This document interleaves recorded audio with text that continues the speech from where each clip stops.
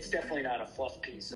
And mostly it's been anonymous, where we're not sort of at the point of putting people's names on things. So I got a message the other day from an American Dream Calendar Girl pageant winner from the 1990s.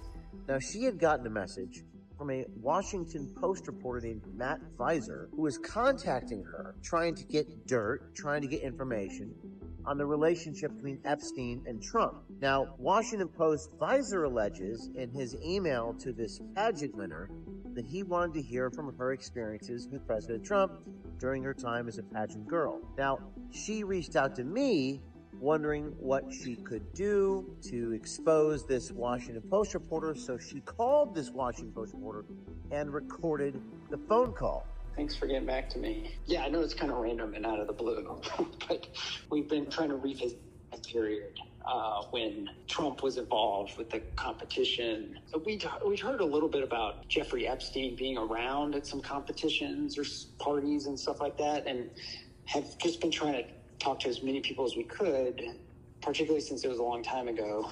And in this phone call, Washington Post reporter Matt Visor says that they won't publish anything if they hear from former pageant girls that Trump treated them well during the pageant, saying flat out, if all we had was people saying Trump was a gentleman, we wouldn't do the story. It's definitely not a fluff piece. If all we had was a bunch of people saying that Trump was a gentleman and he was very nice and, everybody with respect, like, I don't think we would do that story. We just wouldn't do a story. So, I think we're approaching it in the sense that if we can find out something new that was happening, that Trump was doing back then, that we can kind of expose to people. I think that's where we're headed. And if we can't get that, then I don't know that we have a story. But it's definitely not a fluff piece of, like, I don't know, like Trump the businessman, or Trump the guy who is nice to everybody.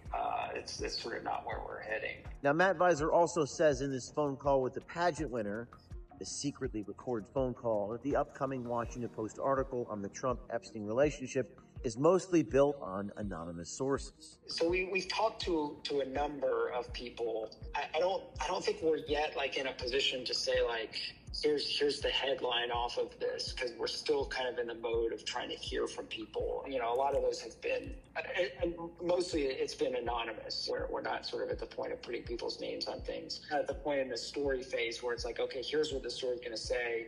We need to go back to everybody and figure out, like, what they're comfortable with.